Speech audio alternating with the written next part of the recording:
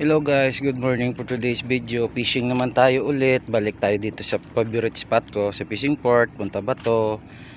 So makita nyo guys, damo sila oh. Puros mga dagko ng isda kuha nila. Ang akong tamaan ka cute. Pero at least yung lingaw lang guys ah. Way back naman sa sunod mo bro, kusang title ko sa akong vlog.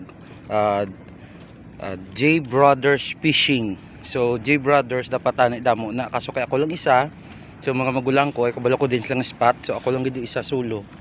Na mo gilang ni. So guys, pakita ko sa inyo kuha ko guys. Gamay pa lang siya galing. Nara guys, so isa ka pugita kag isa kag di ko maintindihan kung ano klase nga fish ni. Nara guys, so na pugita kag nara silo. No. So gamay pa na guys. Kasi makaluyan karon na. Sa sunod ko naman sunod ko naman kung may makakuha naman ko ipakita ko naman sa inyo. So salamat gid guys. Thank you. Ulat-ulat lang kay post ko sa Facebook ang ako mga kuha. Bye bye.